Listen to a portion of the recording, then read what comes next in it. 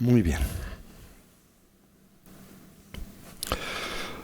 Vamos a iniciar como lo hacemos siempre con nuestra sesión de meditación, el preámbulo de la yoga de las 9 respiraciones. Para la misma nos ponemos derechitos con nuestra espalda erguida y nuestra cabeza en equilibrio o balance.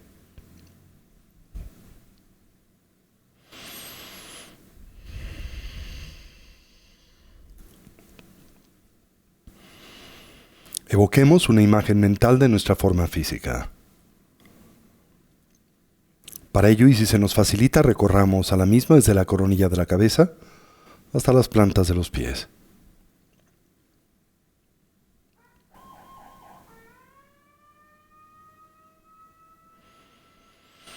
Imaginemos cómo ésta se transforma en una silueta luminosa y translúcida ausente de sustancialidad, con la forma y postura de los 7 puntos, comúnmente asociada al Buda Vairochana.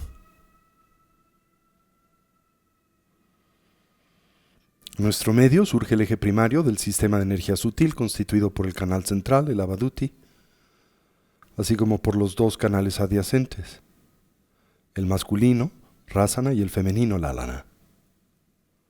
Al primero le concebimos como una espiga luminosa de color azul profundo, no más gruesa que el dedo meñique de la mano. Recordamos parte de la coronilla de la cabeza, la apertura de Brahma, localizada comúnmente 8 dedos por detrás de la línea original del cabello, donde se abre y extiende como un embudo, como la punta de un mosquetón. Baja ligeramente por enfrente y paralelamente a la columna vertebral hasta arribar a un punto 4 dedos por debajo del ombligo, donde se cierra y redondea como la punta de un bastón. Los 2 canales adyacentes parten de las fosas nasales. Suben hasta la coronilla de la cabeza, donde se encorvan como el cuello de un bastón, bajando paralelamente al canal central con el que se conectan en ese punto 4 dedos por debajo del ombligo. El canal masculino de color blanco, el lunar, y el femenino de color rojo o el solar. El canal masculino a la derecha del canal central para los hombres y en la posición inversa para la fisiología sutil de las mujeres. Con ello en mente ejecutamos la yoga de las 9 respiraciones. Le acompañamos la respiración del ánfora o de la vasija. Al inhalar intentamos saturar la totalidad de nuestra capacidad pulmonar. Retenemos la respiración pausando por un momento y volteamos la atención sobre de sí misma. Intentamos reconocer y así estabilizar el estado mental emergente, más profundo, menos discursivo, más focalizado, inclusive quizá libre de elaboración. Subsecuentemente exhalamos con fuerza como si liberásemos una flecha a través de un arco. Exhalamos 30% del prana presente en la parte superior del cono pulmonar correspondiente a los vientos kármicos. Y así fortalecemos al viento de sabiduría, el Yeshe-Lung, que comúnmente reside en el medio del canal central y del cual dependen las altas funciones de la conciencia. Repetimos esto 3 veces. Y finalizamos con la yoga de la gran vasija o el Bumpachen, en la que inhalamos simultáneamente por ambas fosas nasales. Saturamos la capacidad pulmonar, retenemos la respiración, volteamos la atención sobre de sí misma. Giramos el estómago 7 veces en el sentido de las manecillas del reloj, 7 veces en el sentido contrario. Exhalamos con fuerza, volteamos la atención y repetimos el proceso 3 veces. Presionamos con el dedo pulgar la primera falange del dedo anular, abrazándolo en el conocido puño adamantino, los dedos índices ligeramente extendidos con los que presionamos los diferentes puntos de acupresión. Y así ejecutamos la yoga de las 9 respiraciones.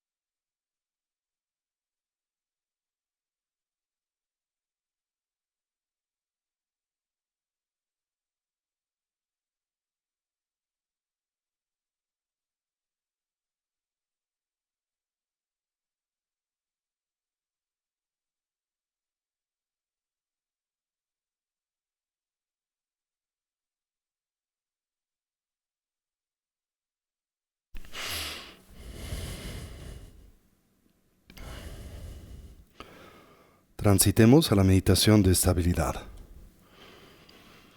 En esta, cualquier idea, sensación o estímulo que en nosotros surja la observamos y liberamos.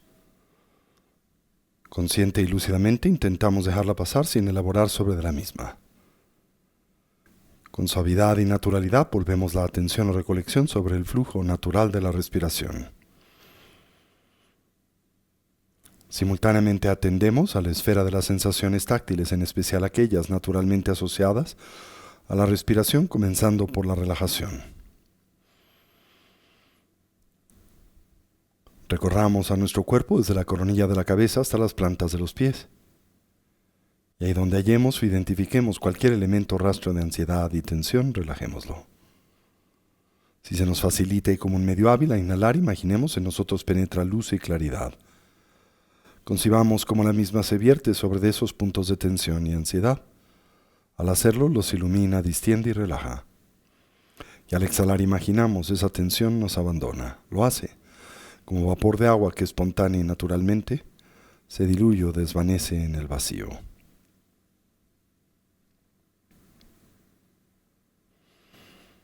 Mantengamos a nuestra recolección o presencia mental firmemente asida sobre el objeto de concentración, el respirar, mientras cultivamos una actitud de atención introspectiva, dirigida hacia la emergencia de los diferentes obstáculos que sabemos dificultan, obstruyen y se obnubilan a la práctica, sobre los que aplicamos sus respectivos antídotos. De experimentar extremidad nos concentramos en la exhalación y así, la sensación gradual o progresiva de tranquilidad y relajación que le acompaña, y de ser presas del hundimiento mental, el sopor sueño o la mera pérdida de claridad. Nos concentramos en la inhalación, en la viveza y alerta, en la claridad mental que ésta propicia. Así orientemos a nuestra mente y cuerpo hacia su estado natural del todo relajado, libre de tensión, estable y quieto, dotado de claridad, alerta y una actitud de vigilancia, mientras atendemos a la respiración, sin aferramiento o constricción y simultáneamente sin distracción. Establezcamos una transición entre la agitación o el cansancio de la tarde y el estado mental de atención y concentración necesario para el cultivo de las tres sabidurías. La sabiduría del escuchar, que nos conduce a la transformación conceptual. La del análisis y la investigación, que nos permite fortalecer a la experiencia. Y la de la meditación, que nos conduce a su natural integración. Con esa instrucción presente en silencio por unos minutos, dediquémonos al cultivo de esta dimensión y faceta de la práctica. Toda la atención sobre el respirar. Cualquier idea, sensación o estímulo la observamos y liberamos. Consciente y lúcidamente la dejamos pasar sin elaborar sobre de la misma.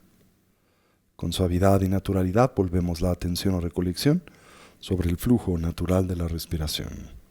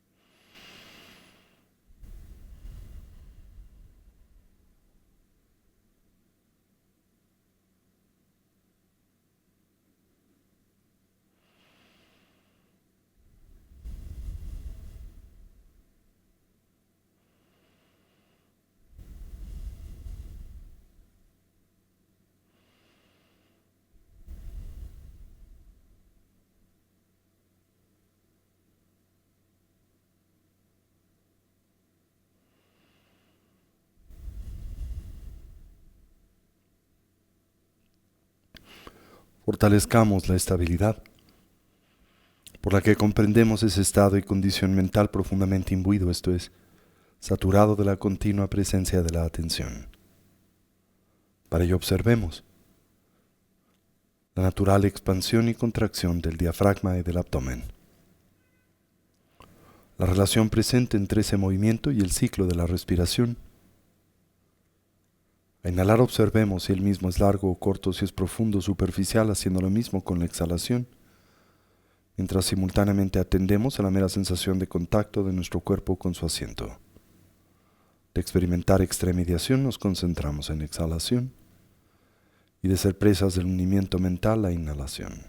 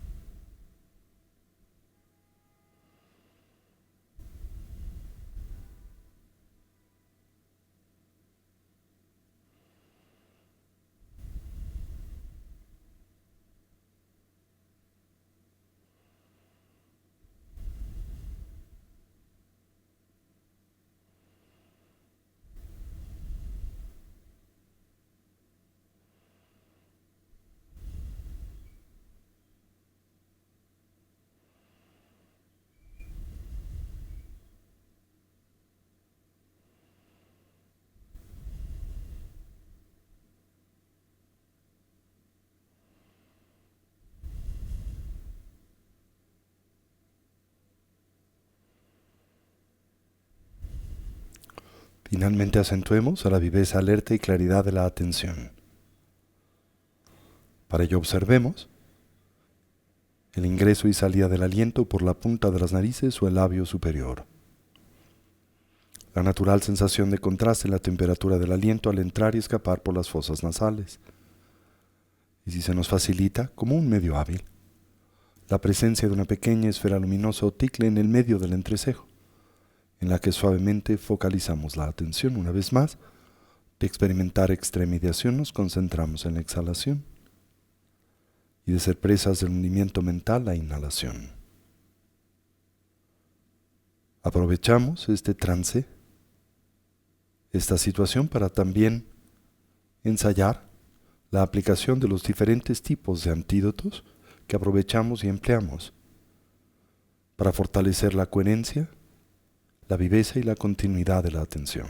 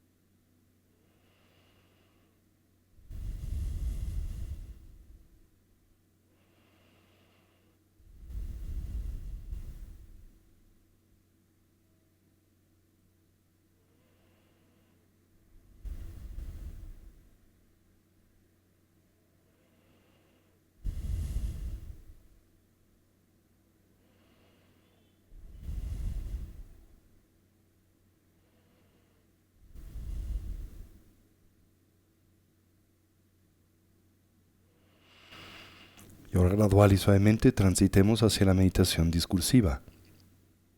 Como es costumbre, reconozcamos en la misma un natural complemento a la práctica de la estabilidad. Y así evoquemos a los 4 recordatorios, los pensamientos que orientan y motivan a nuestra mente hacia el despertar. Comencemos por lo preciado de la vida humana. Reconozcamos su rareza, en realidad lo complejo y difícil que es obtener y asegurarla. Su condición de ocio y oportunidad, sus 8 libertades y 10 riquezas, las 5 personales y las 5 circunstanciales. Lo fácil que es perderla, su fragilidad y transitoriedad.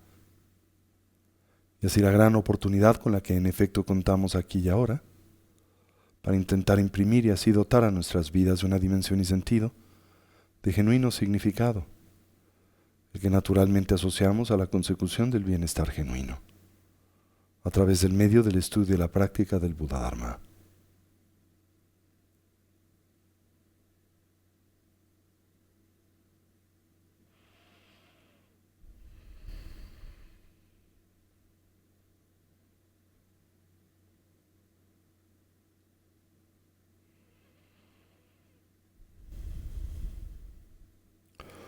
Atendamos a la muerte y la impermanencia.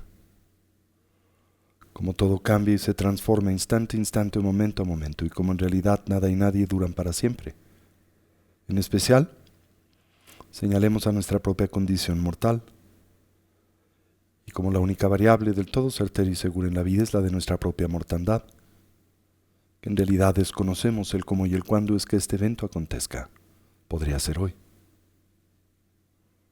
Con base en ello, intentemos pensar o reflexionar en torno a lo que debiese de ser genuinamente importante, prioritario y significativo en nuestras vidas. Aquello que pueda brindar o aportarnos bienestar, paz y felicidad duradera. Contrastemos a la misma con la de su impostor, el mero placer hedónico, el sensorialmente condicionado, por naturaleza temporal y relativo, así por lo que concierne a nuestra meta ulterior, finalmente inconsecuente. Lo que nos pueda preparar para la muerte siempre cercana, inminente e inesperada, el adiestramiento mental. Y lo que podamos llevar con nosotros durante la compleja y difícil transición, la del morir. Tan solo la eterna continuidad de la conciencia y con ella sus impresiones, hábitos y tendencias.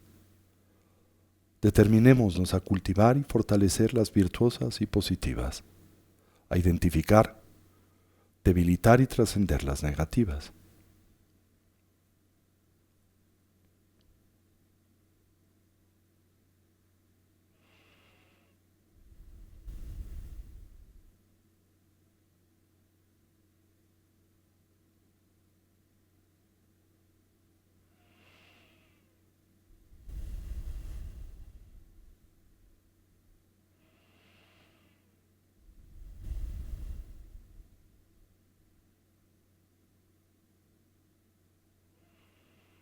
Exploremos a las causas y sus consecuencias. Como nuestro presente es el natural resultado de nuestra actividad pasada, y como nuestro futuro será el efecto de la suma de nuestra actividad pasada y presente.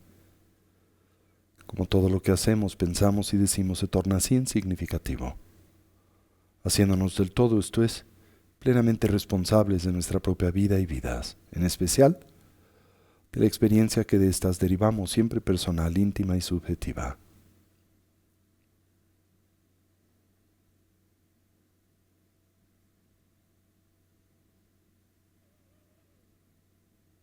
Finalmente, comprendamos las limitaciones propias, aquellas endémicas a la existencia cíclica, a la vida condicionada, por la matriz de la ignorancia, el apego y la aversión. Como en esta, todos los seres sufren, como experimentan y transitan por un sinnúmero de dificultades, conflictos y problemas de la misma manera que nosotros.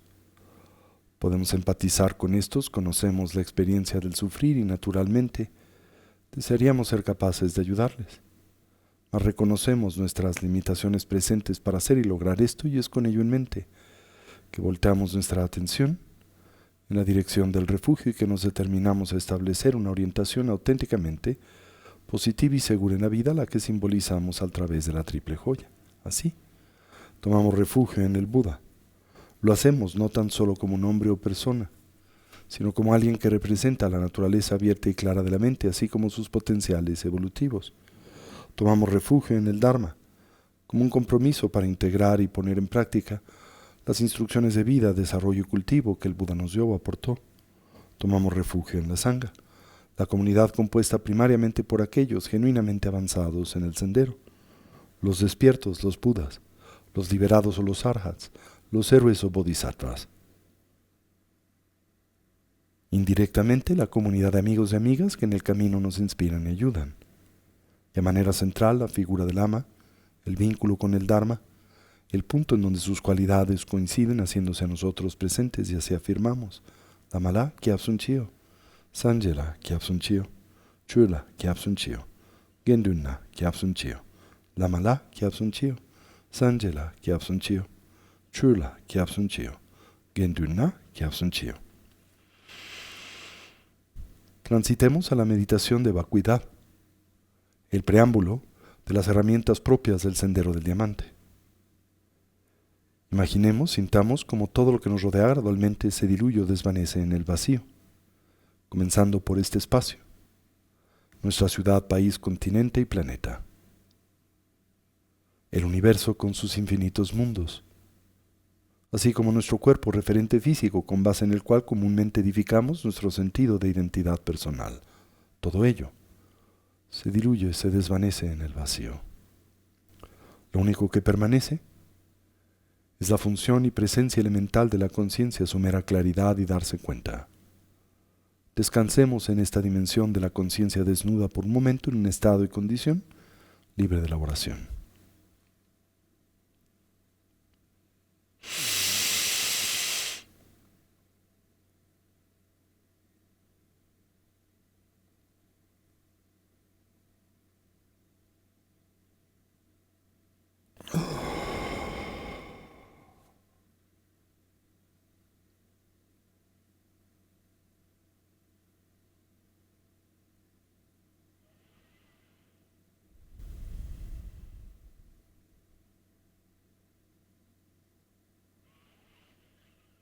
Y ahora transitamos a la práctica del Guru Yoga, la unión con el arquetipo del mentor, centrado en la figura de Shakyamuni Buda, el fundador de nuestra tradición.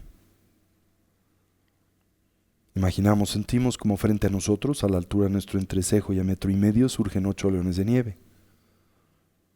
Dispuestos en un cuadrángulo, recordamos, representan la valentía, el arrojo y la osadía que en el sendero y camino espiritual son indispensables. Sobre sus lomos emerge un trono dorado y enjollado, que representa la realeza y así la natural dignidad del estado lúcido y despierto de la mente. Sobre el mismo aparece una flor de loto blanca y luminosa, de 8 pétalos abierta, que simboliza nuestra naturaleza búdica. Y sobre la misma se corporizan un disco lunar y solar en forma de cojines, que simbolizan tanto la red de cualidades positivas como la de la sabiduría profunda, las dos acumulaciones. Sobre los mismos, gradualmente, se manifiesta la figura de Shakyamuni Buda, radiante, luminosa y translúcida, presente, pero al mismo tiempo ausente de sustancialidad. La síntesis de la apariencia vacuidad. Se encuentra sentado en la postura adamantina, sus piernas entrecruzadas, simbolizando así la maestría de la fuerza del samadhi y la plena funcionalidad mental que del mismo se deriva. Su mano derecha toca con el dedo medio a la tierra, siendo la testiga de su victoria sobre el triple veneno, el de la ignorancia, el apego y la aversión. La izquierda descansa sobre de su regazo, la palma abierta, orientada hacia arriba, simbolizando el desarrollo de la atención sostenida, prolongada y voluntaria. Sobre de la misma la escudilla del renunciante, que a su vez contiene el néctar de la sabiduría y larga vida propia de un Buda.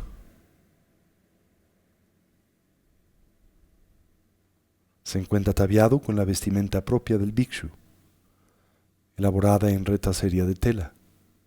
Recordamos, simbólica de su trascendencia, de los 8 intereses mundanos. Como todos los mahasattvas, los grandes seres, despliega una pequeña protuberancia sobre de la coronilla de su cabeza, el Ushnisha, que a su vez representa la actualización plena de sus potenciales cognitivos, energéticos y emocionales. Despliega las 32 marcas mayores como las 80 menores de un Buda, a su vez representativas de la victoria sobre las limitaciones y oscurecimientos en el sendero, la actualización de las actividades liberadoras o paramitas, y en el que síntesis de los potenciales que en el sendero deseamos actualizar y obtener, tomamos refugio y le decimos: querido Lama, auxílianos a purificar y a transmutar nuestras limitaciones en oportunidades. Shakyamuni Buda nos sonríe. Se manifiesta contento y satisfecho por la determinación que tanto individual como colectivamente esta noche nos anima. En consecuencia, a su alrededor surge el campo del mérito, la comunidad de seres despiertos constituida por miriadas de Budas y Bodhisattvas, seres liberados, Dakas, Dakinis y protectores, Idam, Shravakas, Pratyeka, Budas, Yogis y Yoginis. A nuestro alrededor aparecen innumerables seres sensibles. Les concebimos provenientes de los diferentes reinos propios y endémicos a la existencia cíclica, pero hoy todos dotados de la preciada plataforma humana y animados por el espíritu de la emergencia definitiva, la renuncia, el hastío y el samsara, que en nosotros comparten y contagian. Del corazón de Shakyamuni Buda se irradia un intenso haz de luz blanca. Se extiende hacia todos los seres, mundos y dimensiones, y al arribar al campo del mérito en este, propicia y detona una honda y profunda transformación. Ahora todos esos Budas y Bodhisattvas reaparecen, pero dotados de la auténtica presencia de Shakyamuni Buda, simbolizándose así la unicidad de la mente despierta. De Budas y Bodhisattvas se irradian haces de luz y claridad a todas las direcciones. Descienden sobre nosotros como un espeso néctar que nos inunda y recorre las paredes internas de nuestro cuerpo, propiciando la purificación del mismo.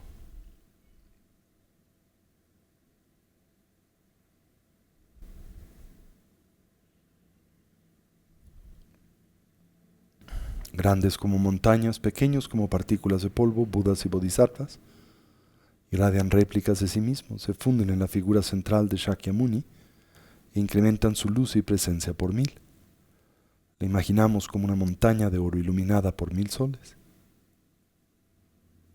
Y aún en el frente y coronilla de Shakyamuni Buda surge un halo de luminosidad de color blanco radiante, cual simboliza o representa la energía de la transformación física del cuerpo adamantino de todos los Budas. Gira velozmente en el sentido de las manecillas del reloj y en su centro aparece la vibración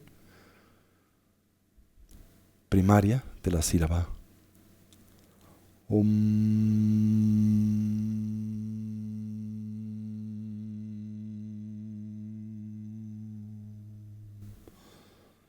Un poderoso haz de esta luz y claridad es ahora irradiada de la frente del Buda hacia nuestra propia frente y coronilla, la de los seres que nos rodean. Penetra en nosotros como un espeso néctar que recorre las paredes internas de nuestro cuerpo y del mismo arrastra sus impurezas y limitaciones, lo cual dividimos en 3 etapas. La primera, imaginamos, se purifican nuestras limitaciones físicas presentes. Salen de nuestro cuerpo por las plantas de los pies, las palmas de las manos, los poros del cuerpo y el ano, como si se tratase de tinta negra y humo negro que al abandonarnos y vertirse sobre la tierra se transforma en abono. En una segunda etapa, imaginamos, se purifican nuestras limitaciones físicas potenciales, quizá como nuestras debilidades genéticas, las que salen de nuestro cuerpo de la misma manera, pero ahora como pus, sangre coagulada y ennegrecida. Finalmente sentimos, se purifican nuestras limitaciones, aquellas derivadas de nuestra interacción con diferentes contaminantes ambientales, los auditivos, gustativos, táctiles y olfativos, los visuales, nuestro entendimiento o visión kármica de la vida que nos ata a la existencia cíclica, los eventos ambientales y estelares que nos son detrimentales, todo ello se purifica. Sale de nuestros cuerpos por las plantas de los pies, las palmas de las manos, los poros del cuerpo y el ano, como miriadas de alimañas que al abandonarnos se diluyen o desvanecen en el vacío. Donde sea pertinente aplicamos las fuerzas y poderes de oposición, reconociendo en ellas el corazón de la purificación, el arrepentimiento que no es culpa, la determinación de enmienda, la convicción de reorientar a nuestras vidas en la dirección positiva y segura, simbolizada a través de la triple joya, la necesidad de cultivar una mentalidad altruista para contrarrestar al egoísmo y de corregir el daño que a través del cuerpo ya hemos propiciado, directa o indirectamente en otros o en nosotros mismos. Mientras sentimos esto, experimentamos la fuerza vibratoria del mantra primario Om dentro de nosotros 3 veces.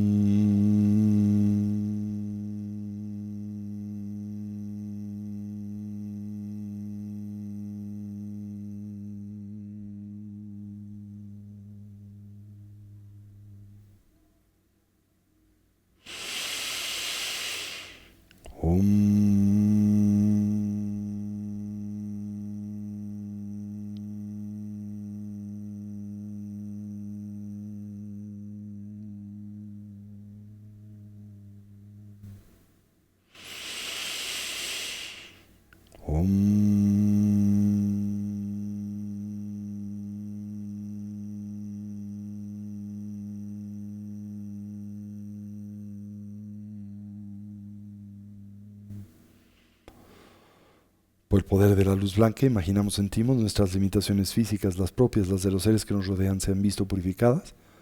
Y ahora, como nuestros cuerpos irradian esta luz y claridad a todas las direcciones en cuya sensación, descansamos por momento en un estado y condición libre de elaboración.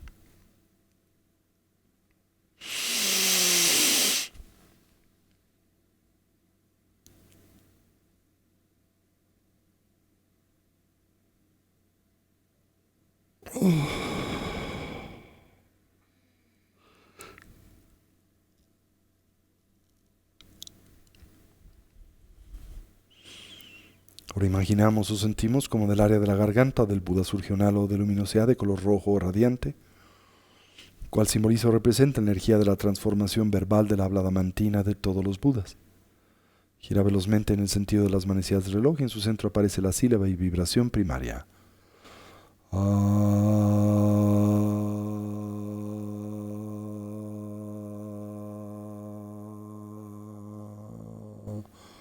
La síntesis de la perfección de la sabiduría. Un poderoso haz de esta luz y claridad es ahora irradiado de la garganta del Buda hacia nuestra propia garganta y boca. Penetra en nosotros y de nueva vez nos inunda desde las plantas de los pies hasta la coronilla de la cabeza. En su superficie emergen esferas oscuras que recordamos representan a nuestras limitaciones verbales o comunicativas, esto es, toda tendencia hacia el uso de un lenguaje que divide y daña, que se muestra irreflexivo, o que distorsiona y exagera la realidad, en especial cuando nos vemos movidos por fines autocentrados y egoístas. Mientras sentimos esto, experimentamos la fuerza vibratoria de la sílaba Hum dentro de nosotros 3 veces.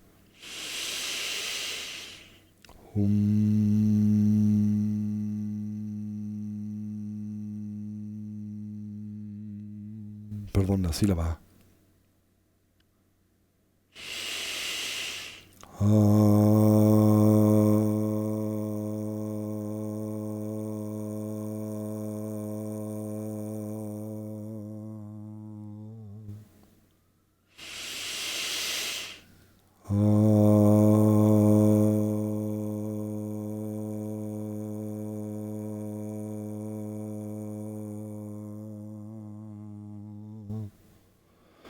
Por el poder de la luz roja, imaginamos, sentimos nuestras limitaciones verbales, las propias, las de los seres que nos rodean, se han visto purificadas. Y ahora, como nuestro cuerpo irradia esta luz y claridad a todas las direcciones, en cuya sensación descansamos por un momento en un estado y condición libre de elaboración.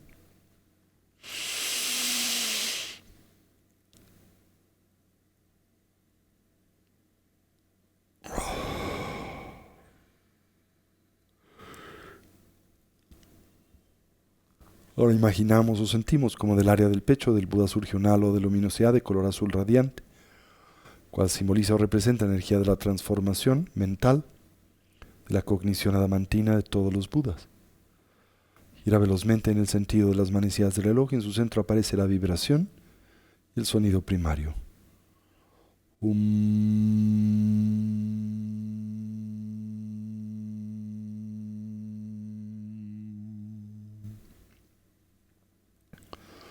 Un poderoso haz de esta luz y claridad es ahora irradiado del pecho del Buda hacia nuestro propio pecho. penetra en nosotros, nos inunda, y cualquier remanente de nuestras impurezas mentales y emocionales, toda forma o expresión de ignorancia, de aferramiento, apego o aversión, nuestra tendencia a la cognición dualista y su natural consecuencia, la reificación, se purifican. Donde sea pertinente, una vez más aplicamos las fuerzas y poderes de oposición. Mientras sentimos esto, experimentamos la fuerza vibratoria de la sílaba Hum dentro de nosotros 3 veces.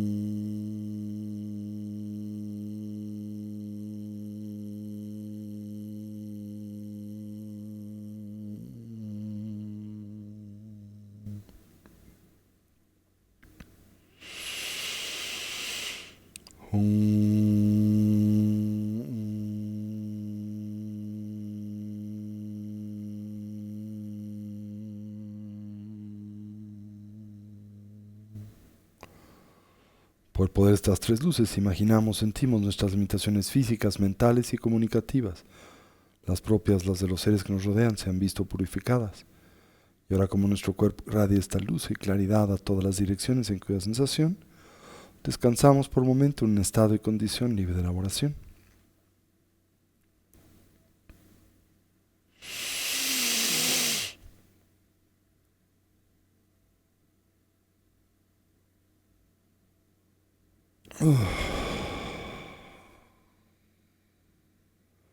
Ahora imaginamos o sentimos como estas 3 luces son simultáneamente irradiadas del Buda hacia nosotros. Blanca por la frente, roja por la garganta, azul por el pecho a nuestros respectivos puntos. Cualquier remanente de nuestras impurezas físicas, mentales y comunicativas se ve purificado. En nosotros se plantan las semillas para la eventual consecución de los kayas o cuerpos o colecciones de cualidades de un Buda. Y nuestro cuerpo se transforma en una matriz de luz y claridad multicolor. Mientras sentimos esto, experimentamos la fuerza vibratoria de estas 3 sílabas dentro de nosotros 3 veces.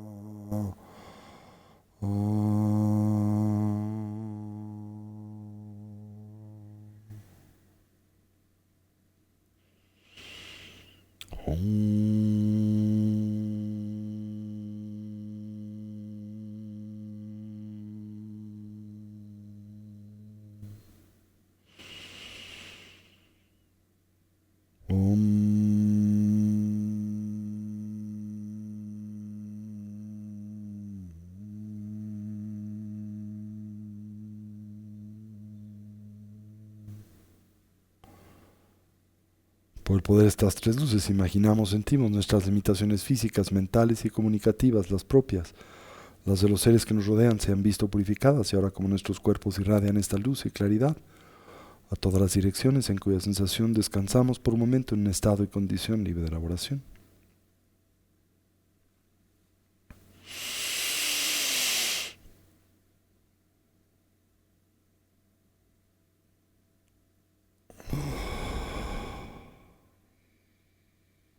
Y ahora, contemplando al Buda, le decimos: querido Lama, auxílianos a purificar y a transmutar nuestras limitaciones en oportunidades. Shakyamuni Buda nos sonríe y afirma: queridos hijos e hijas de la buena familia del Mahayana, les aseguro que a través de esta práctica, en efecto, sus limitaciones son purificadas. Y ahora transitamos a la fase de integración. Shakyamuni Buda viaja y se coloca sobre la coronilla de nuestras cabezas. 4 dedos por encima de estas, 8 por detrás de la línea original del cabello, viendo nuestra misma dirección. Toda la asamblea del mérito, Budas y Bodhisattvas, irradian luz y claridad y se funden en la figura central de Shakyamuni Buda, incrementando su luz y presencia por 1000. Los 8 leones de nieve se disuelven en el trono dorado en la flor de loto en el disco lunar y solar, y esto es en Shakyamuni Buda. Ahora Shakyamuni Buda se disuelve en luz y claridad, penetra por la coronilla de nuestras cabezas y reaparece en el medio del canal central, con sus ojos bien cerrados, lo cual emulamos. Y ahora ensayamos el tránsito del morir y el dormir.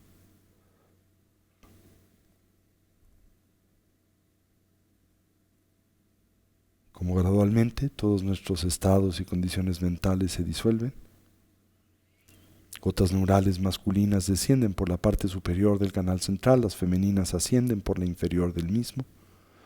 Vientos sutiles primarios y secundarios se funden en la gota indestructible en el centro del corazón. Y en el instante en que escuchan el palmear de las manos, Shakyamuni Buda abre sus ojos, le emulan. En ese momento, vientos sutiles, gotas neurales, se funden en la gota indestructible en el medio del canal central a la altura del corazón.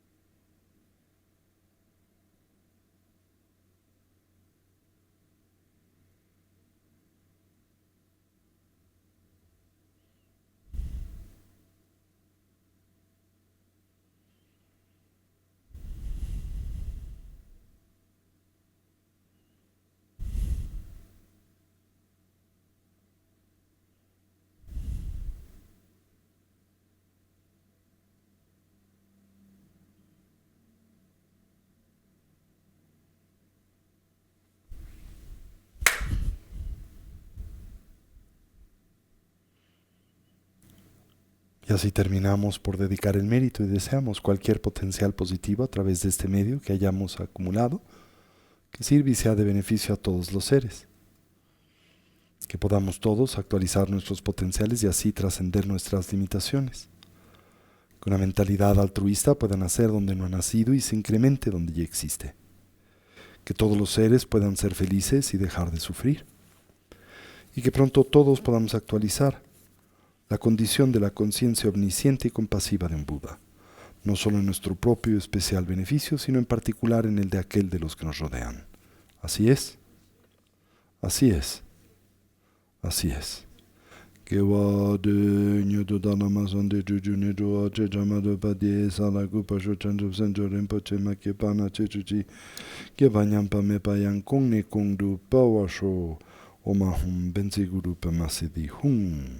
Omahum. Muy bien, traemos de vuelta a este espacio y lugar nuestra atención.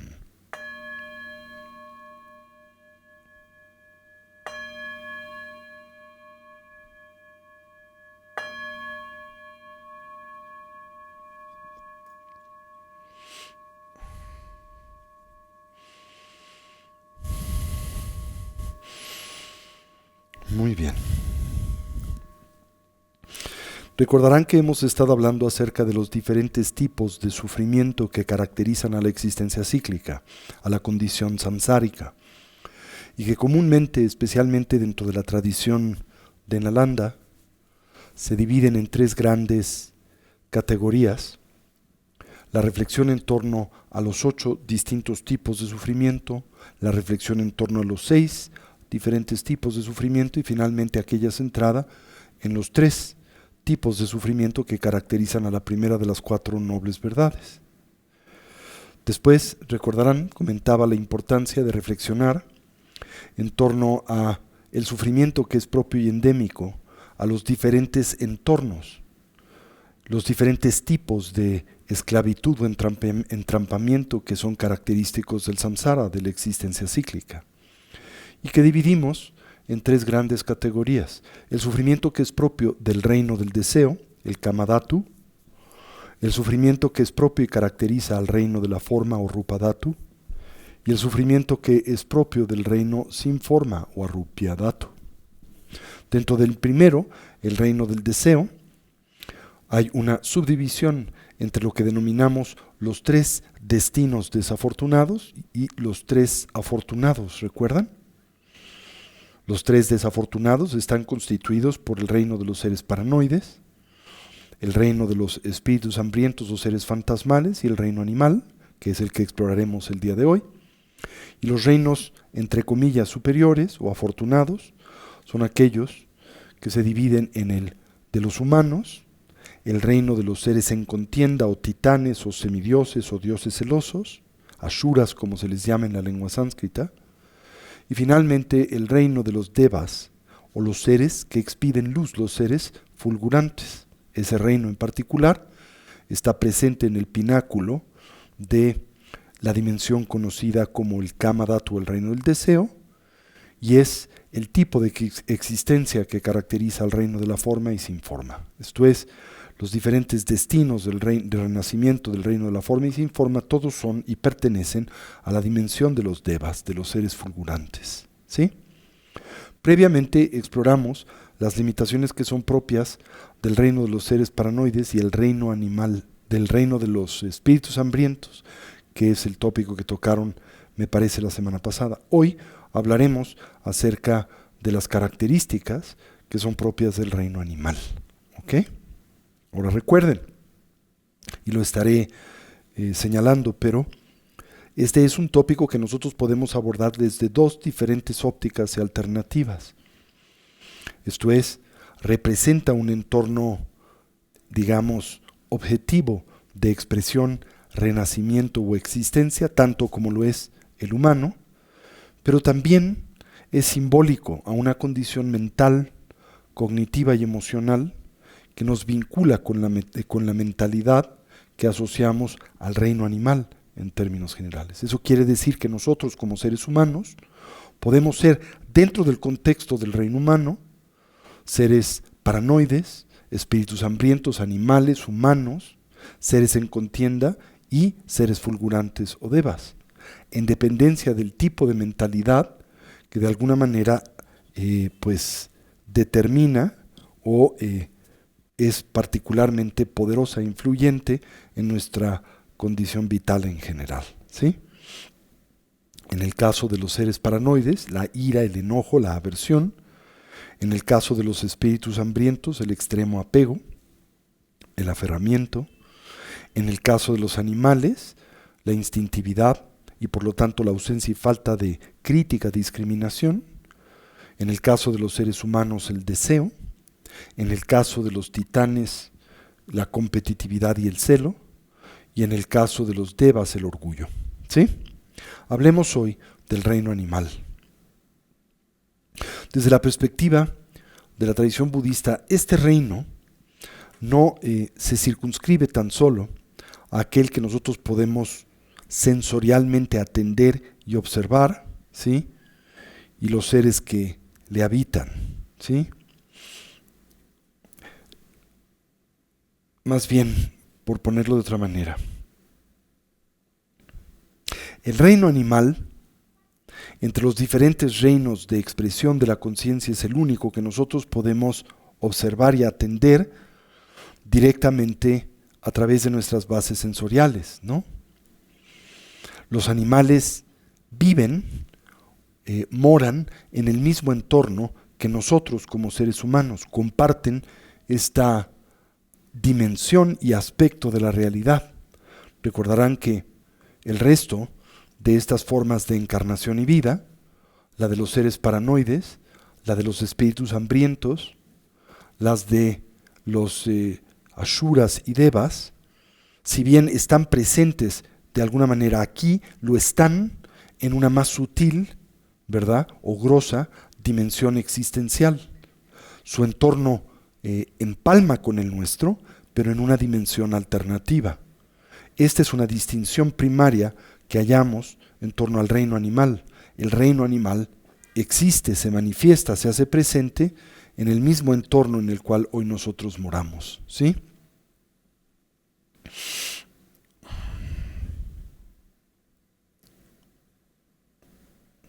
Como saben, la vida animal naturalmente cubre o comprende un espectro enorme de diferentes posibilidades de vida o expresión, ¿verdad? Y esas innumerables criaturas que naturalmente residen dentro de ese particular reino, despliegan también una vasta variedad de diferentes formas y comportamientos, ¿no es cierto? Si nosotros observamos, por ejemplo, con relativo cuidado y detenimiento a los animales, ¿sí?, especialmente aquellos que han sido domesticados, ¿verdad?, nosotros podemos ver cómo en efecto estos muestran características de los 6 diferentes reinos propios de la existencia cíclica, dentro del ámbito de las limitaciones de su propia conciencia, ¿sí? Lo mismo que acontece en nosotros. Pero coloreando su experiencia, o la experiencia de todos estos, está un veneno particular, una aflicción estructural, y esta es la ignorancia, la confusión, la percepción equívoca y tergiversada. Esto es la crónica inhabilidad para poder decodificar con objetividad la naturaleza de la realidad, del entorno que les rodea, para poder dilucidar la naturaleza y condición de su propia identidad, y para poder realmente comprender la relación profunda que los seres sensibles tenemos y hemos establecido con el mundo de la experiencia, si éste influencia a la misma o la determina. Todo ello trátase de una variedad de tópicos que los seres que han experimentado renacimiento dentro de este particular entorno no pueden dilucidar, ¿sí? Eso es lo que llamamos, en ese contexto, describimos o señalamos como el veneno primario, el de la ignorancia, el de la confusión, el de la desorientación. Y por eso, por ejemplo, dentro del famoso texto de la liberación, a través de poder escuchar la transmisión de la enseñanza susurrada en el estado intermedio, el famoso libro tibetano de los muertos, se advierte que cuando nosotros renacemos o caemos en la encarnación animal, naturalmente veremos acentuada nuestra ausencia de discriminación, lo que la tradición budista llama estupidez, o nuestra falta de atención y por lo tanto nuestra esclavitud, porque con la ausencia de inteligencia discriminativa, pues el individuo también deja de imprimir y ejercer importante consciente influencia sobre el entorno en el que vive. Ahora, desde la perspectiva cristiana y desde la perspectiva occidental, los animales se conciben comúnmente como criaturas inocentes, ¿no es cierto? Y se les concibe simultáneamente como seres ausentes o libres de la responsabilidad que naturalmente acompaña a la actividad de nuestras diferentes bases sensoriales, ¿sí? ¿Por qué?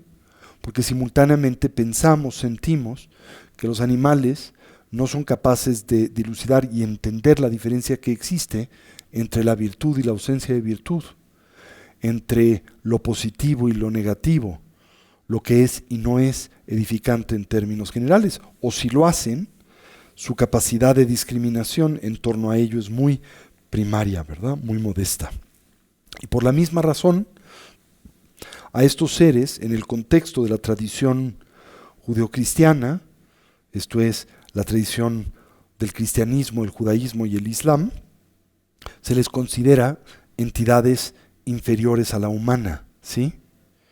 E inclusive en el contexto de la teología cristiana y católica, se llega al punto de afirmar, o se abraza, el punto de vista extremo de concebir y señalar que estos seres, los animales, no tienen alma, ¿sí? Y de hecho, por ejemplo, aún en el Nuevo Mundo, tomó mucho tiempo el que los poderes coloniales, particularmente aquellos propios del mundo religioso, de la estructura formal del cristianismo escolástico que se exportó al Nuevo Mundo, a América y a México, que reconocieran inclusive en la población indígena una humana. Y hasta el siglo XIX, lo cual es objeto, diría yo, de indignación y escándalo, a los indígenas se les consideraba a la par de animales y ausentes de alma, ¿sí? Como autómatas, de alguna manera carentes de discriminación y animados por una especie de conducta preprogramada, inconsciente, reiterada y habitual, ¿no? Ahora, el punto de vista budista es enteramente distinto a este, y eso es algo muy importante a dilucidar, a entender. Desde la perspectiva del Buddha-Dharma, los seres que moran en los 6 distintos alternativos reinos que comprenden a la existencia condicionada, ¿sí? Todos estos, se afirma, poseen, y en su dimensión más elemental son la naturaleza búdica, ¿sí? Todos tienen el potencial del despertar, pero debido al hecho de que su esencia fundamental, ¿verdad?, su naturaleza esencial se ve comúnmente oscurecida por la estructura de la ignorancia, pues son igualmente sujetos a la ley del karma, ¿verdad?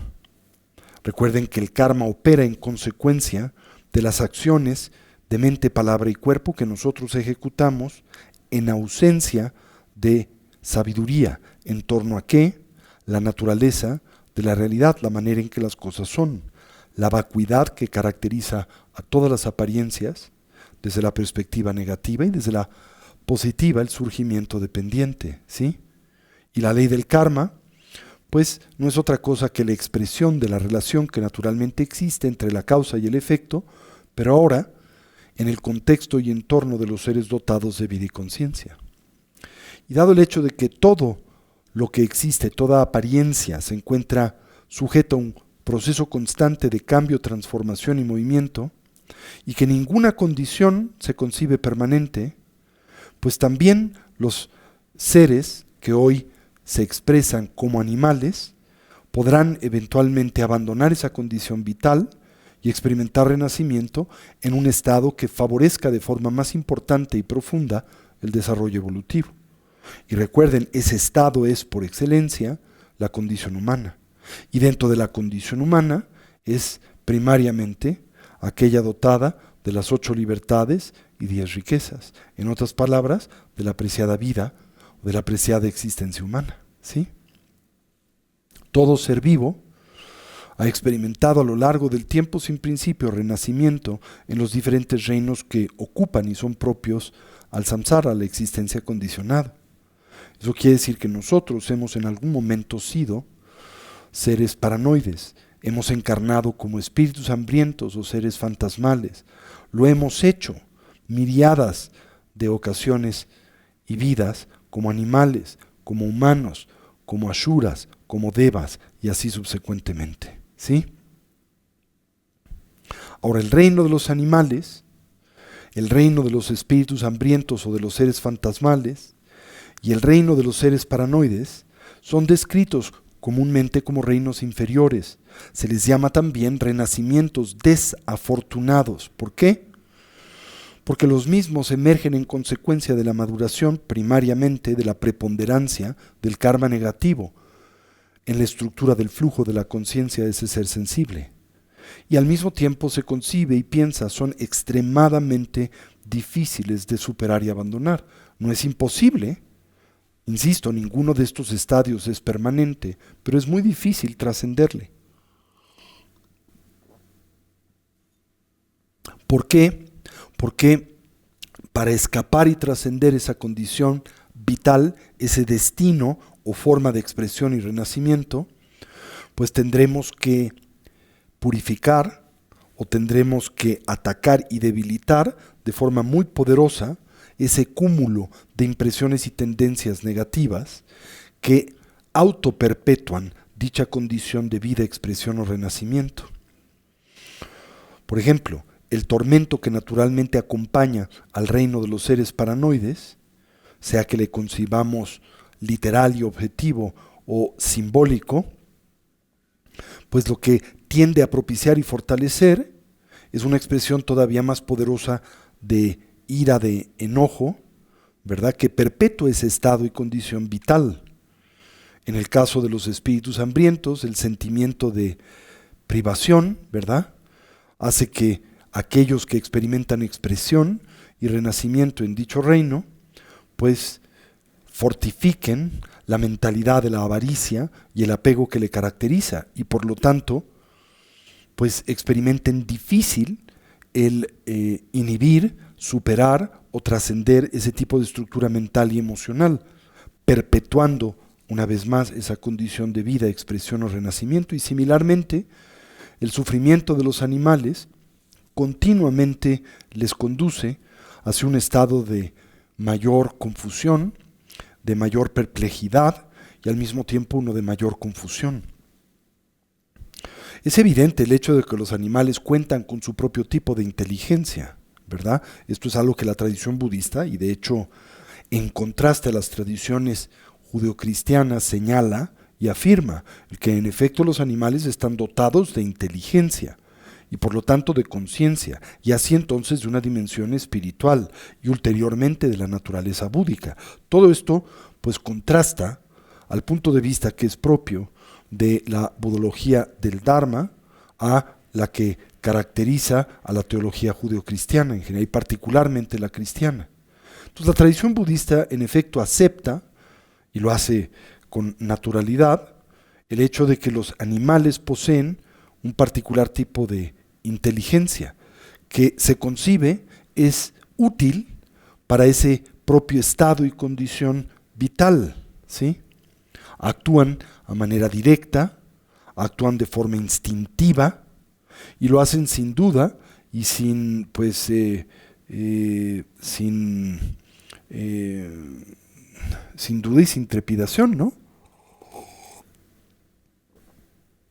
Los animales cuentan con sentidos muy agudos, ¿verdad?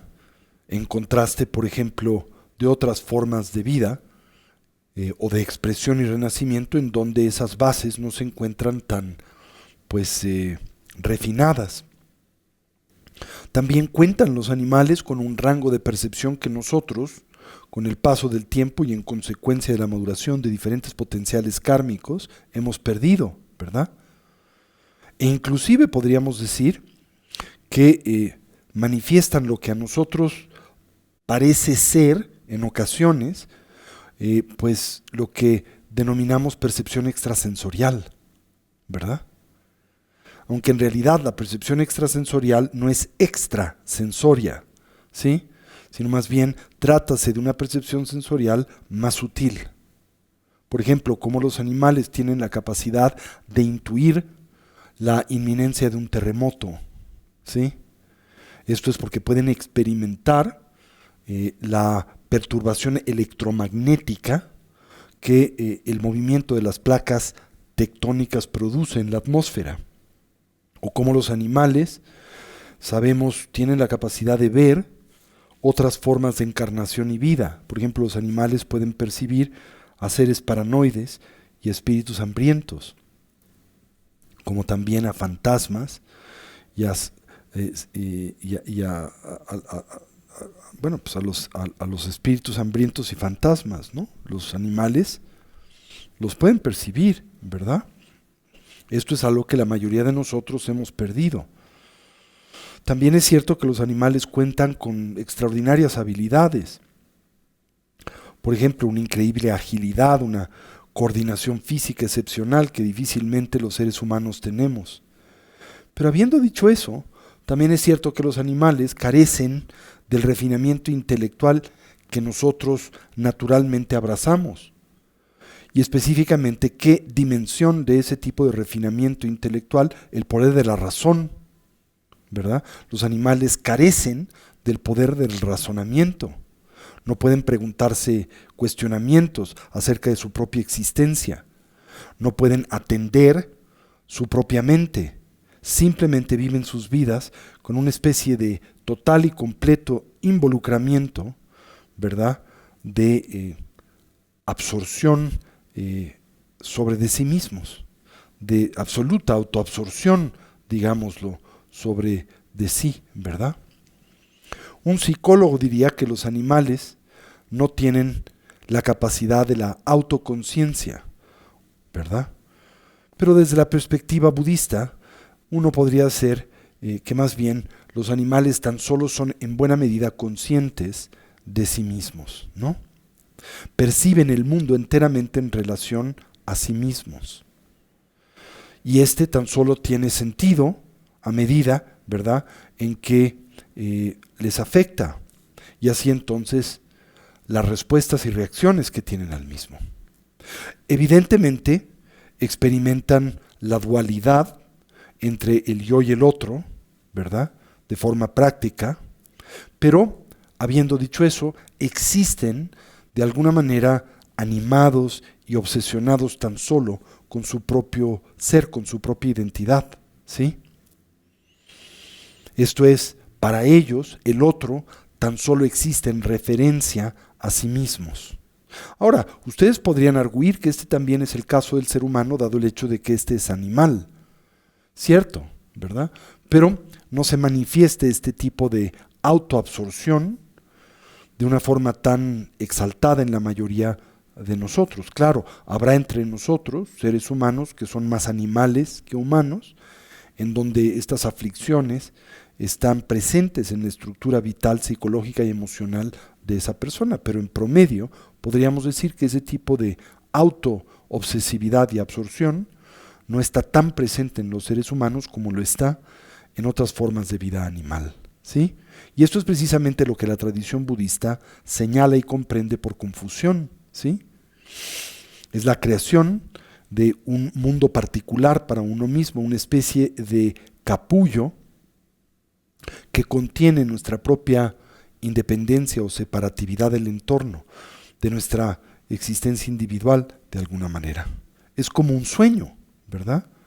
O un mundo de sueño, en donde todo es una manifestación para el ensoñador, de tal manera que el reino animal se relaciona en el contexto de la tradición budista al reino de no solo el dormir, sino el del soñar. Es el vínculo que existe entre el bardo, ¿verdad?, en este caso el bardo de el soñar, con este reino que es el reino de los animales. Y casi todas las actividades que llevan a cabo y despliegan los animales, pues están orientadas a satisfacer sus necesidades inmediatas, ¿verdad? Sus, digamos, demandas primarias. Los animales pueden ser extraordinariamente pacientes. Lo vemos, por ejemplo, en la manera en que un leopardo acecha a su presa. Pueden ser increíblemente persistentes en la manera en que un tiburón acecha recurrentemente a una foca, ¿verdad? Pueden ser también extraordinariamente necios y empecinados, como el comportamiento del rinoceronte, y así subsecuentemente, ¿verdad? Instintivamente el animal toma ventaja de cada oportunidad que aparece en su campo de experiencia, ¿verdad?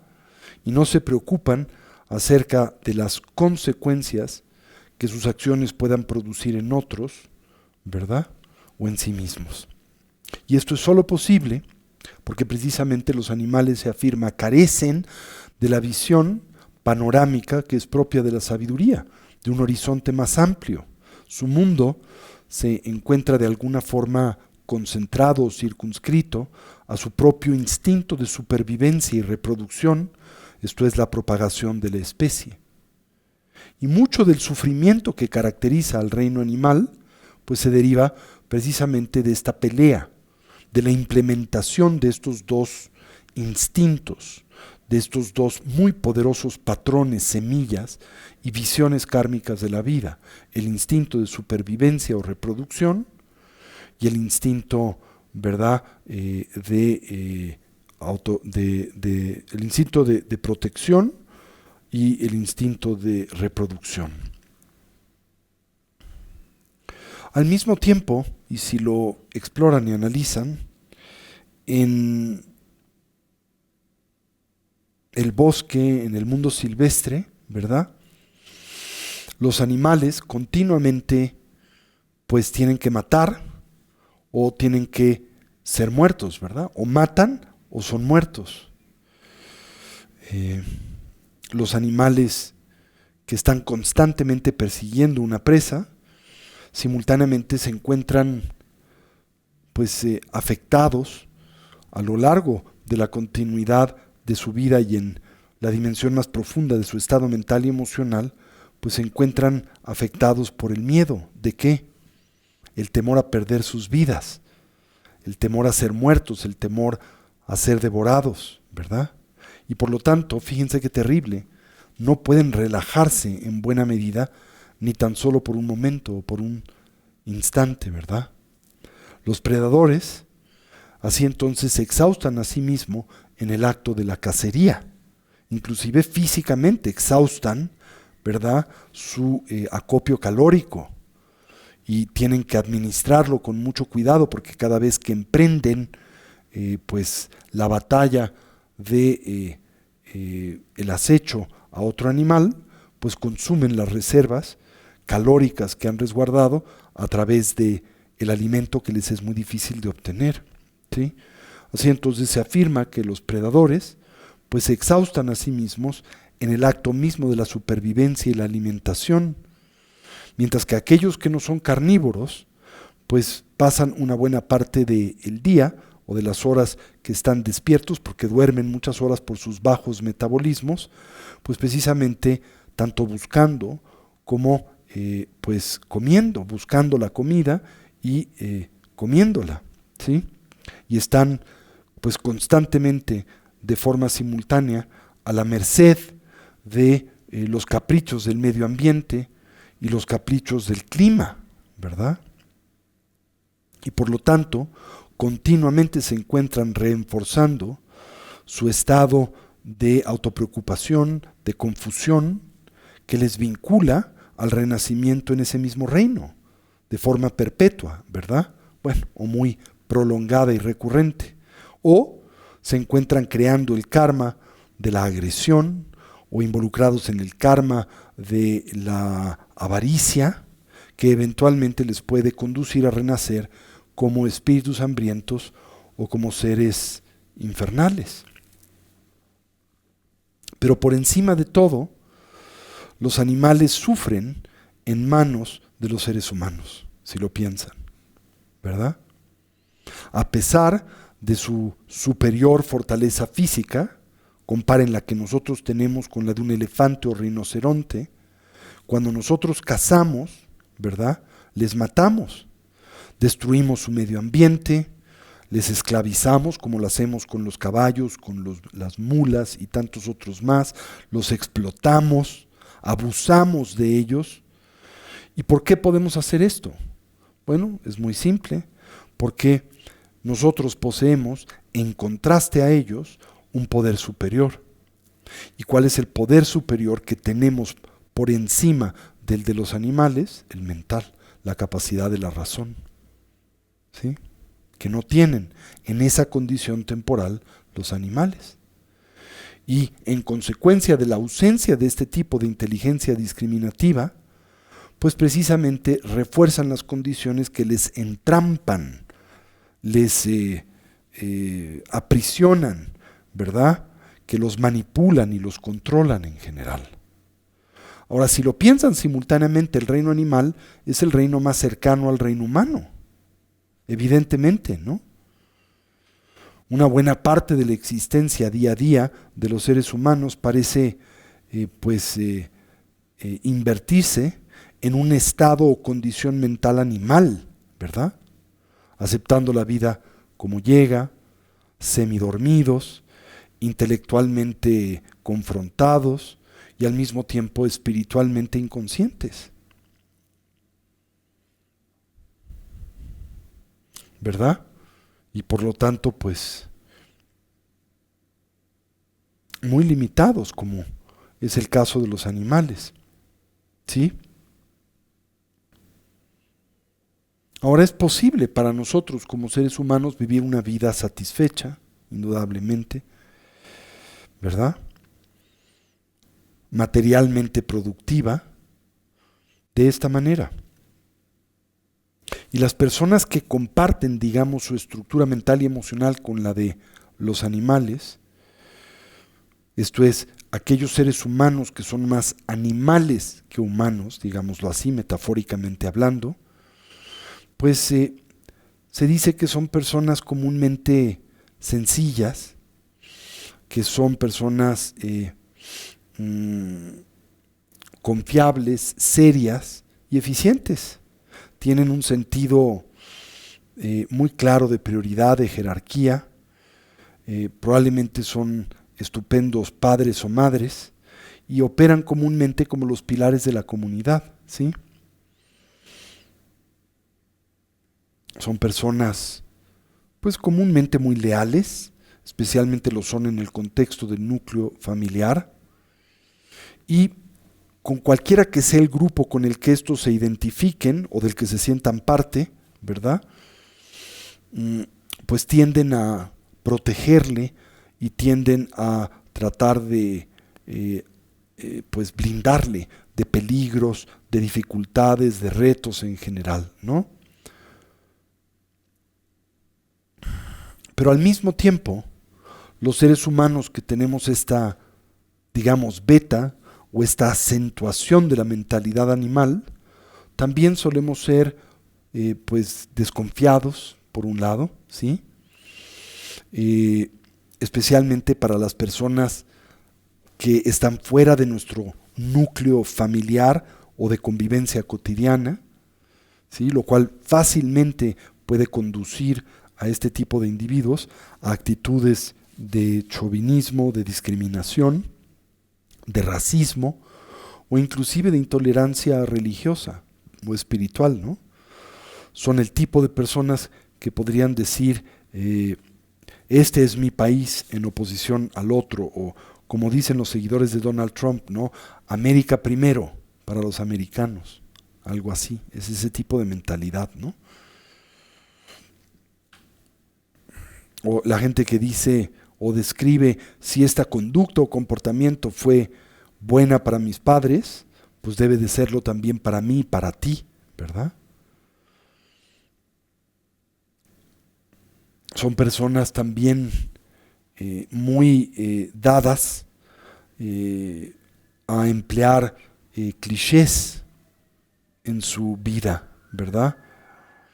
En el abrazar opiniones de segunda mano. ¿Por qué?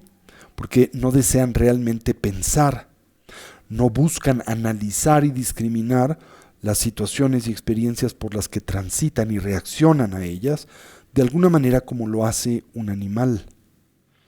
Creen, personas de esta naturaleza, en el trabajo honesto y duro, pero no son particularmente individuos ambiciosos. Prefieren ser empleados, por ejemplo, que emprendedores, ¿sí? O tomar y abrazar, pues, el reto del liderazgo. Inclusive el trabajo intelectual puede ser ejecutado con una actitud humana animal, ¿verdad? Uno puede ser una persona muy educada, puede haber absorbido una gran cantidad de conocimiento, pero no tener la imaginación para organizar y emplear ese conocimiento de una manera que sea innovadora o que sea creativa en términos generales. Cualquier entonces comportamiento que nosotros podamos identificar como instintivo, cualquier comportamiento que nosotros podamos señalar como automático, como habitual, precisamente comparte elementos propios de la mentalidad animal. ¿Por qué? Porque los animales son seres rutinarios, ¿sí? Se tornan ansiosos cuando se les perturba o se les sorprende. En el nivel más básico, su vida gira alrededor de obtener comida, de dormir, de satisfacer su instinto sexual y de autopreservación, ¿no es cierto? Siempre en ellos hay una especie de sensación de restricción y de limitación, una especie como de ausencia de visión o de visión panorámica en torno al sentido de la experiencia vital. Y cualquier cosa nueva o desconocida es para el animal y el hombre de mentalidad animal algo que le perturba, algo que siente le amenaza y que se ve y con lo que el individuo se vincula con sospecha, ¿verdad? Que pone en tela de duda. La mentalidad animal es simultáneamente una mentalidad muy práctica, muy aterrizada a la tierra, ¿verdad? Pero también es indiferente a la belleza, ¿sí? Por ejemplo, no puede dar un paso hacia atrás y verse a sí mismo objetivamente, por lo que no tiene también el animal sentido de ironía, ¿sí? Y no tiene sentido del humor, y no se encuentra interesado de forma alguna en un proceso de autoconocimiento y el cultivo de la sabiduría. Es ulteriormente serio, ¿verdad? Sincero, y odia el que se rían de él o de ella, o el que lo critiquen. Esta es la mentalidad animal, ¿no? Entonces los seres humanos son como los animales, en el sentido de que pueden ser fácilmente controlados y manipulados por la sociedad, controlados y manipulados por la religión, la educación, los medios masivos de comunicación, la publicidad y todo tipo de otras alternativas, influencias y condicionamientos. Y es esta, digamos, naturaleza ignorante y crédula que permite el que nosotros seamos usados por otros o que otros se aprovechen de nosotros, muy similar a lo que acontece con los animales y los seres humanos, ¿verdad? Así que cuando las personas acusan a otro ser humano de comportarse como un animal, pues generalmente por ello se refieren ¿a qué? A la manifestación de formas y expresiones extremas de violencia, de crueldad, de destructividad, de glotonería, de sobreindulgencia, ¿sí? Que de hecho, y si lo piensan, no son comportamientos típicos de los animales de forma alguna, pero más bien son manifestaciones de los espíritus hambrientos y de los seres paranoides o infernales, ¿no? El sabor entonces del reino animal es la confusión, es la falta de conciencia, ¿sí? Las acciones ejecutadas a manera instintiva, a través del hábito, con una cualidad de ignorancia ausente de recolección de conciencia o sabiduría. Esa es la esencia del reino animal. Desde el bichito más pequeñito, ¿verdad?, hasta la ballena más sofisticada. Y el reino animal tiene mucho en común con las características de lo que llamamos en la tradición del tantrismo budista la familia Buda. Recordarán que cada uno de los reinos está vinculado a una familia búdica y por tanto un Buda, ¿verdad? En este caso, la familia Buda, ¿verdad? Es la que comúnmente se conecta o asocia al reino animal. Pero de nueva vez, en el texto de la liberación a través de escuchar la instrucción en el estado intermedio, el libro tibetano de los muertos, no se vincula específicamente a ninguna de las 5 familias búdicas. Así que a veces se vincula con la familia Buda, a veces no. Pero durante la apariencia de los 5 Budas trascendentales, ¿sí?, que se hacen presentes en el entreestado luminoso de la emergencia de la realidad objetiva. En la segunda parte del mismo, lo que se llama el entreestado de la apariencia por asociación, ¿verdad? La segunda fase del Chuñi Bardo o el bardo de la talidad, ¿sí? Cuando se dice, se manifiestan los 5 Budas trascendentes, uno de los 6 reinos debe de omitirse, ¿verdad? Porque son 5 Budas. Así que el sendero que conduce al renacimiento animal se toca aquí más tarde, ¿no?, con un aspecto o una manifestación distinta del estado despierto de la mente. Bien, esta es la visión, entonces, decía, de los 5 Vidyadharas, de los 5 Budas trascendentes, que encarnan el principio de la conciencia, de la comunicación, el principio de la inteligencia, de la intuición profunda y penetrante, y la ulterior transmutación de la naturaleza animal, ¿verdad?, en la vida del individuo. Ahora, el Buda que aparece en el reino animal es llamado Dhruva Simha. Dhruva Simha. ¿Sí? Simha quiere decir en sánscrito león, ¿sí? Y Dhruva quiere decir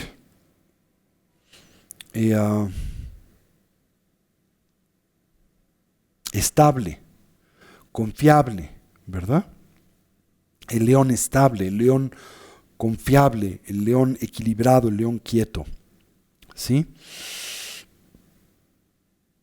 Su color de este Buda es el azul, uno de los 2 colores comúnmente asociados a la familia Buda, ¿sí?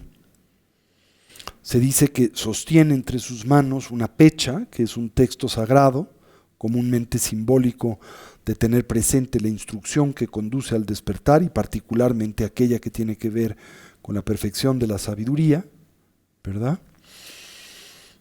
Y esto es lo que el texto representa, la pecha representa al Dharma, y evidentemente ese Buda puede comunicarse intuitivamente con los animales y a través de este medio guiarles por lo que cabe o dentro del ámbito de sus posibilidades, por las etapas del sendero que conduce al despertar. Y hay muchas diferentes maneras en las que se puede enseñar el Dharma, naturalmente, y el Buda podía, se dice, comunicarse intuitiva y directamente con los animales. Hay muchos ejemplos en la literatura de los grandes adeptos espirituales del budismo. Por ejemplo, en Tibet el ejemplo más popular es el de Milarepa, el santo poeta tibetano, que tenía esa, se dice, increíble habilidad de comunicarse con los animales. Y en el contexto judio-cristiano encontramos narrativas similares de algunos excepcionales adeptos de su tradición. El que salta a mi conciencia es no otro que San Francisco de Asís, que también tenía, se dice, la habilidad de comunicarse intuitivamente con los animales, probablemente y en consecuencia de haber logrado, durante su muy disciplinado entrenamiento de oración y contemplativo, un cierto orden o una dimensión muy exaltada de atención sostenida, prolongada y voluntaria, lo cual también produce como consecuencia natural la emergencia en la conciencia del individuo de lo que llamamos facultades paranormales o suprapoderes. Se les llama en sánscrito abhijñas. Jnana quiere decir sabiduría, abhi quiere decir especial o alternativa. De sabidurías especiales, profundas y alternativas, entre las que encontramos la telepatía, indispensable para poderse comunicar con los animales, no a través de un lenguaje en particular, sino de mente a mente, ¿sí? Y les decía que los Budas pueden enseñar el Dharma de esta manera a los seres que, por ejemplo, en el caso del reino animal, pues no tienen la capacidad de la palabra y del lenguaje, o si la tienen, la emplean y utilizan de una forma muy modesta y muy limitada, ¿sí?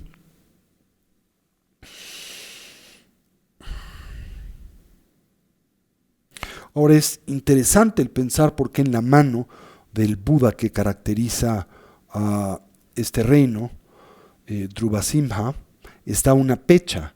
Pecha es la palabra tibetana para un texto, ¿sí? Un texto de sabiduría, como los que comprenden el canon budista en general, ¿no?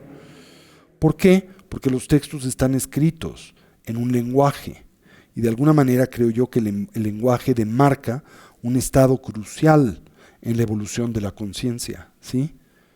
El desarrollo naturalmente de la razón y la habilidad para expresar nuestros pensamientos van mano en mano con el empleo del lenguaje y la posibilidad de codificar a nuestra experiencia a través de él mismo. Así que el don del lenguaje se simboliza, ¿verdad?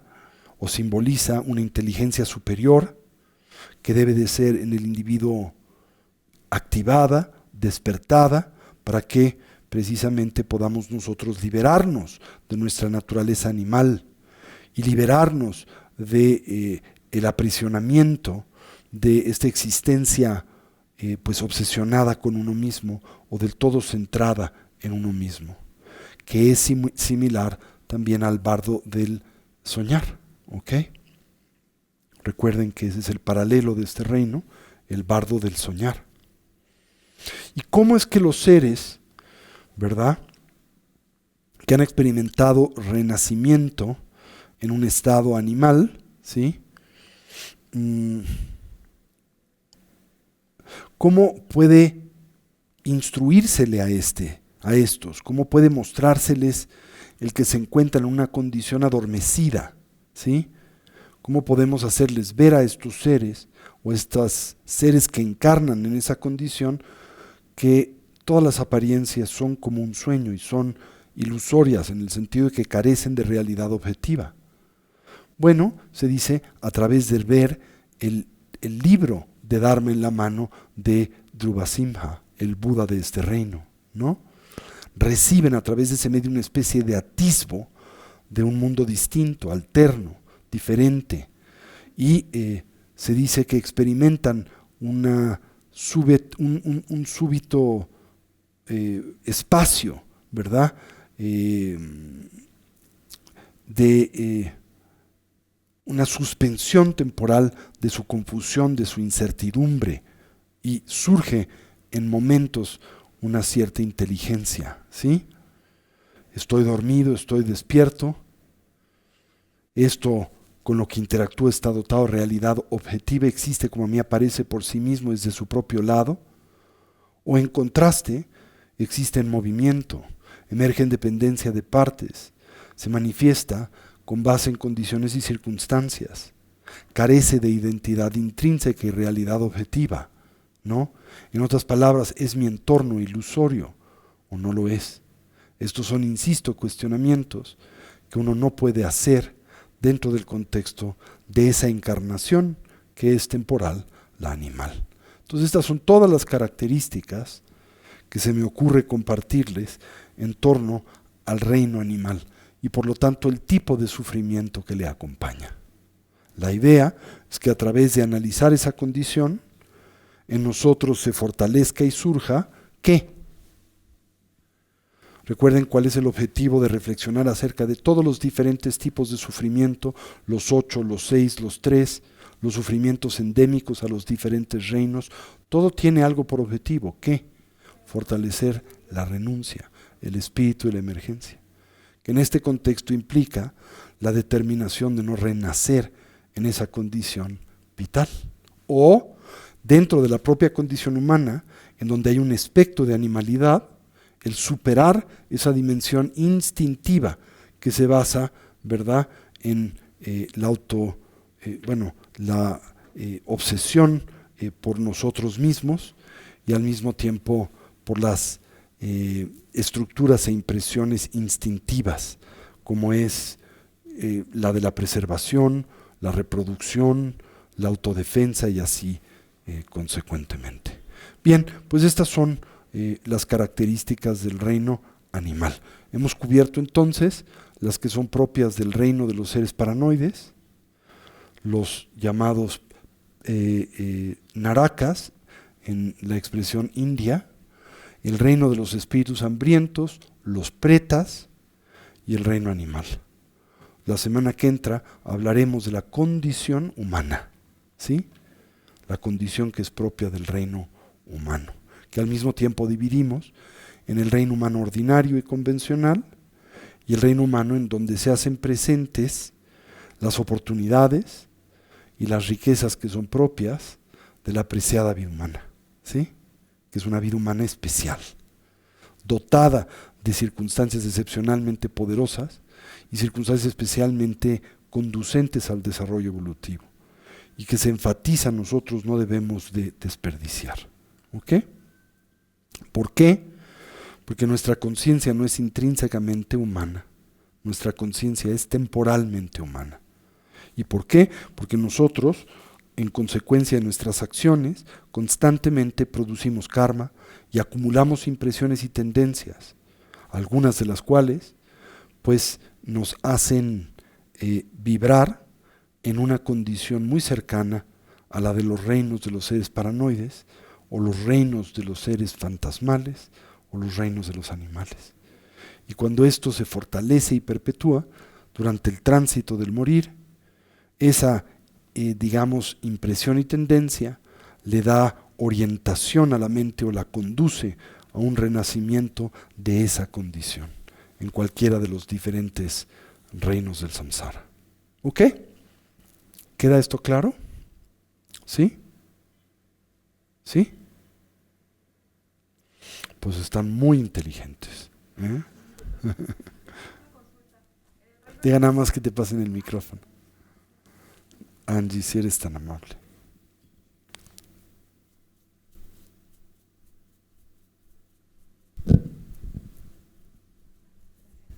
Gracias, buenas noches. Los seres del reino animal, ¿cómo acumulan karma?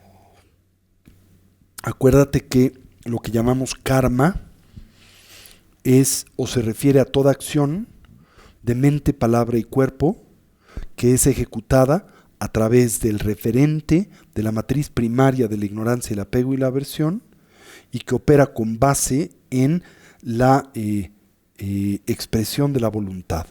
Los animales tienen voluntad, ¿verdad? Claro, es una voluntad profundamente influenciada por la ignorancia y por la instintividad, pero porque tienen conciencia pueden expresar acciones volitivas, lo que evidentemente no puede expresar una mesa. La mesa no puede expresar ningún tipo de actividad animada por la volición porque no tiene conciencia. Pero aún el animal más primario, a una pequeña animal, a un ácaro, digámoslo así, el más chiquito que te puedas imaginar, puede ejercer cierto tipo de voluntad, por ejemplo, en torno hacia dónde se mueve, hacia dónde se dirige, hacia adelante, hacia atrás, hacia los lados, y hacia lo que determina va a consumir o comer. Así que siempre que se ejecutan acciones a través del empleo de la volición, se produce karma. Y cuando esas acciones se producen en el contexto del triple veneno, se produce karma contaminado. Y el karma contaminado es el que nos ata al samsara. ¿Sí? Ahora, la pregunta que yo veo más interesante es ¿cómo es que los animales pueden liberarse de esa condición? ¿Sí? O sea, cómo una conciencia que renace en el entorno animal, que es autoperpetuante, tiende a perpetuarse como el resto de los reinos a sí mismos, ¿cómo pueden salir de él? Bueno, acumulando mérito primariamente. Les es muy difícil en esa condición implementar iniciativas de sabiduría, porque precisamente su mente se ve obnubilada por impresiones y tendencias muy poderosas, que es lo que llamamos instintos. Nosotros tenemos instintos como humanos, pero no son todopoderosos, o por lo menos no lo son en todos, o por lo menos no son todo el tiempo, ¿sí? Mientras que en los animales esos instintos son todopoderosos para todos y todo el tiempo. ¿Me doy a entender? Entonces, ¿cómo pueden liberarse? Ir acumulando impresiones positivas poco a poquito. Y es claro que los animales pueden expresar pues bondad también. Y los animales pueden expresar compasión, aunque sea de una dimensión muy primaria, interés en otros, bondad, amor, ¿verdad? ¿Cuántas narrativas conocen del perrito que queda esperándose a su amo por años o que arriesga su vida para salvarle, ¿verdad?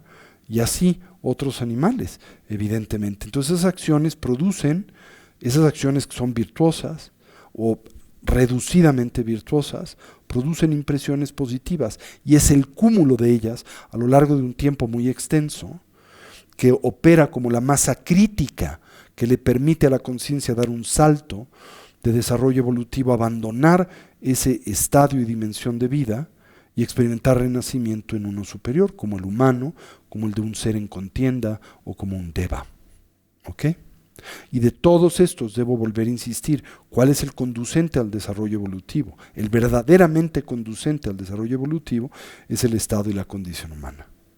¿Sí? Y del estado y la condición humana, no todo estado y condición humana, sino primariamente lo que denominábamos la preciada vida humana. Y la preciada vida humana es esa dotada de ocio y oportunidad, y es aquella ausente de una colección de limitantes, lo que llamamos libertades, pero al mismo tiempo dotada de una colección de tesoros, que son precisamente oportunidades para el desarrollo evolutivo. ¿Sí? Insisto que esa condición, la humana, una y otra vez se señala en la tradición budista, es muy difícil de obtener. Y aun cuando uno gana la condición humana, es muy difícil de preservar. ¿No es cierto? Es fácil de perder. Así que mientras la tenemos que atesorarla. ¿Y cómo se atesora? La empleamos para aquello, para lo que tiene el potencial, que es el desarrollo evolutivo y el reclamo y la búsqueda del despertar y la iluminación. ¿Ok? Bueno, pues dejémoslo aquí esta noche y como siempre, dediquemos el mérito, deseemos cualquier potencial positivo a través de este medio hayásemos desarrollado y cultivado, que sirva y sea de beneficio a todos los seres. Que podamos todos actualizar nuestros potenciales como trascender nuestras diversas limitaciones. Que una mentalidad altruista pueda nacer donde no ha nacido y se incremente donde ya existe. Que todos los seres sin excepción puedan ser felices y dejar de sufrir. Y que pronto todos podamos actualizar la condición de la conciencia omnisciente y compasiva de un Buda, no solo en nuestro propio y especial beneficio, sino en particular en el de aquel de los que nos rodean. Así es. Así es. Así es. Imaginen que del centro de sus corazones esta noche se irradia un intenso haz de luz blanca y que el mismo se extiende hacia todos los seres, mundos y dimensiones y se funde en aquellos que hoy más lo necesitan, los que sufren de hambre y de enfermedad, los que deambulan inconscientemente el estado intermedio entre la vida, la muerte y el renacimiento, aquellos que son presas de diferentes tipos de tragedias naturales, los que hoy sufren la violencia de la guerra y otros tipos de violencia, la política, la intrafamiliar, la de género, la social, y aquellos sobre los que se depositan grandes responsabilidades. Entre estos, en especial, los que no saben cómo implementarlas, en su beneficio y en el de los que les rodean. Imaginen que esa luz se irradia hacia todos estos y se funde en aquellos que más lo necesitan. Pensemos en nuestros hermanos de Ucrania por un momento, que hoy transitan por una circunstancia en extremo, difícil y estresante. Así es. Así es. Así es.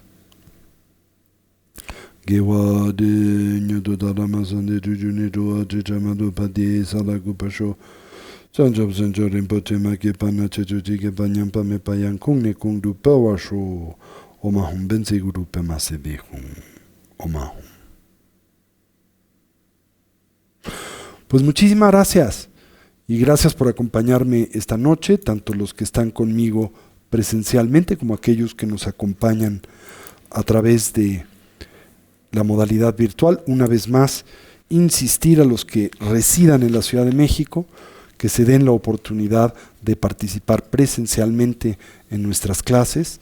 Nada sustituye esa modalidad, ¿sí? También recordarles que el día de hoy, de ayer, finalmente después de meses de lucha, pudimos restablecer la página de recursos de Casa Tibet, en donde está el Moodle de Casa Tibet, todo el programa de formación contemplativa. La dirección es recursoscasatibet.org.mx, recursoscasatibet.org.mx. Por favor, entren y empiecen a revisar el programa de formación contemplativa. Tiene 172 lecciones, tiene una miriada de meditaciones, una estructura muy bien estructurada. Este representa casi 8 años de trabajo, ¿verdad?, de un equipo de compañeros de Casa Tibet. Es uno de los mejores, estoy certero, programas de estudios budistas que hay en el mundo. Consúltenlo, va a enriquecer enormemente su entendimiento del Dharma. Y les recuerdo que este fin de semana, 26 y 27, estaré impartiendo el curso intermedio, mi curso de Introducción a la Meditación, Liberación en la Palma de la Mano. Y también les recuerdo que el próximo fin de semana, el sábado 2 y domingo 3 de abril, estaré impartiendo el retiro del Buda de la Luz Ilimitada, Amitayus. ¿Ok? Todo el día domingo y el sábado de 9 a 1:30. Muy bien, pues muchas gracias y que pues tengan muy buena semana.